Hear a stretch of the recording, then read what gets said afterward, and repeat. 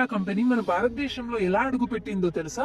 Actually 1488 లో Cape of good hope ని కనుక్కున్నారు. దానితో యూరోపియన్లు ఈస్టర్న్ కంట్రీస్ లోకి రావడానికి ఒక సముద్ర మార్గాన్ని కనుక్కున్నారు. చాలా యూరోపియన్ దేశాలు ఈ ఈస్టర్న్ కంట్రీస్ తో వ్యాపారాలు చేయడం మొదలు పెట్టాయి. కేప్ ఆఫ్ గుడ్ హోప్ ని బార్టలోమియో డయాస్ కనుగొన్నారు. ఇతడు పోర్చుగల్ వ్యక్తి. మొదట్లో ఈ సముద్ర మార్గాన్ని పోర్చుగల్ కంపెనీలు మాత్రమే యూజ్ చేసేవి. తరువాత మిగిలిన యూరోపియన్ కంపెనీలు కూడా ఈ సముద్ర మార్గం ద్వారా వ్యాపారం చేయడం మొదలు పెట్టాయి. ఈ యూరోపియన్ కంపెనీలు చేసే వ్యాపారాలు అవి చూసి బ్రిటన్ లో కొంతమంది బిజినెస్ మెన్లు కూడా 31 డిసెంబర్ 1600లో ఒక కంపెనీని స్థాపించారు. దీని పేరే governor and company of merchants of London trading with east Indies. ఈ సముద్ర మార్గం ద్వారా వాళ్ళు కంపెనీ పెట్టి ఏ విధంగా వ్యాపారం చేస్తారో, ఎంత సంపాదించగలరో ఒక పిటిషన్ ద్వారా ఎక్స్ప్లెయిన్ చేశారు. రాణి ఎలిజబెత్ కి కూడా ఇది చాలా ఇంట్రెస్టింగ్ గా అనిపించింది. వెంటనే ఆమె ఈస్ట్ ఇండియా కంపెనీకి ఒక చార్టర్ ని పాస్ చేసింది.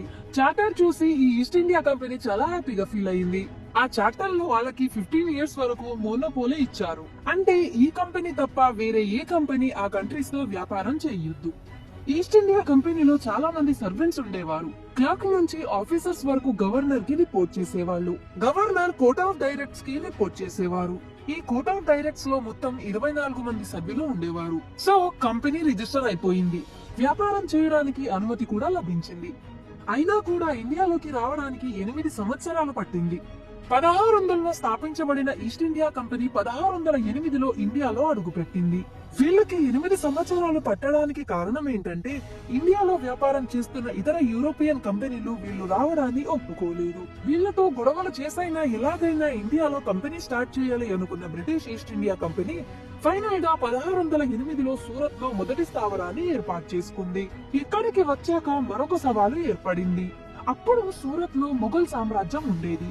వీళ్ళు వ్యాపారం చేసి మంచి లాభం గడించాలంటే మొఘల్ చక్రవర్తిని సంతోష పెట్టడం ముఖ్యమని అర్థం చేసుకున్నారు. ఆ సమయంలో జహాంగీర్ మొఘల్ చక్రవర్తిగా ఉన్నారు. 1603లో ఎలిజబెత్ రాణి మరణించి జేమ్స్ I కింగ్ అయ్యాడు. ఇక east India company James I తో ఇండియాలో సూరత్ లో జహాంగీర్ రూల్ చేస్తున్నాడని, ఫ్యాక్టరీలు పెట్టడానికి అనుమతి ఇవ్వట్లేదు అని, ఫ్యాక్టరీలు లేకపోతే వ్యాపారం కష్టమని చెప్పింది. దానికి రెస్పాండ్ అయిన జేమ్స్ I ఈస్ట్ ఇండియా కంపెనీతో మీరు వ్యాపారం ఎలా చేయాలి అనే దాని మీద ఫోకస్ చెయ్యండి అని, మిగిలిన విషయాలు నేను చూసుకుంటా అని చెప్పాడు. ఫ్యాక్టరీ పెట్టడానికి అనుమతి ఇప్పిస్తా అని మాట ఇచ్చాడు. 1615లో జేమ్స్ I జహాంగీర్ యొక్క దర్బార్ కి థామస్ రోని తన ప్రతినిధిగా పంపారు. థామస్ రో జహాంగీర్ దర్బార్ ని చేరుకుని అక్కడే కొద్ది రోజులు ఉండేలా ప్లాన్ చేసుకున్నాడు. ఎలాగైనా జహాంగీర్ ని మెప్పించాలని అన్ని విధాలా ట్రై చేశాడు. యూరోప్ నుంచి తెచ్చిన విలువైన బహుమతులను ఇస్తాడు. ఈ మర్యాదలకు ఆ బహుమతులకు ఆకర్షితుడు అయిన జహాంగీర్ వారికి ఫ్యాక్టరీ పెట్టడానికి అనుమతి ఇస్తాడు. ఏం సమస్య వచ్చినా అతనికి చెప్పమని చెప్తాడు. తర్వాత ఈస్ట్ ఇండియా కంపెనీ తన వ్యాపారాన్ని మొదలుపెట్టింది. 1619లో ఈస్ట్ ఇండియా కంపెనీ స్టార్ట్ అయ్యింది. అలాగే 1668లో మద్రాసులో, 1690లో కలకత్తాలో కూడా వాళ్ళ వ్యాపార కంపెనీలు స్టార్ట్ చేశారు. ఇప్పుడు బ్రిటిష్ వాళ్ళు వేటిల్లో వ్యాపారం చేసేవాళ్ళో చూద్దాం. బ్రిటిషర్లు కాఫీ అండ్ పర్షియన్ హార్స్ ని ఇండియాలోకి తెచ్చేవారు మరియు ఇండియా నుంచి కాటన్, సిల్క్ క్లాత్స్ మరియు నీలి మందును తీసుకెళ్లేవారు. 1647 దాకా వీళ్ళు 23 ఫ్యాక్టరీలను స్థాపించారు. వీళ్ళు ఎక్కువగా ఈ 3 కోటల నుంచి రూలింగ్ స్టార్ట్ చేశారు. అవి బెంగాల్ లోని ఫోర్ట్ విలియం, మద్రాస్ లోని సెయింట్ జార్జ్ కోట, ఇంకొకటి బాంబేలోని క్యాసిల్ కోట. దీని తర్వాత ఫరూక్ షియర్ 1717లో వీళ్లకు ఎటువంటి ట్యాక్స్ కట్టకుండా వ్యాపారం చేసుకోండి అని ఫ్రీడమ్ ఇచ్చాడు.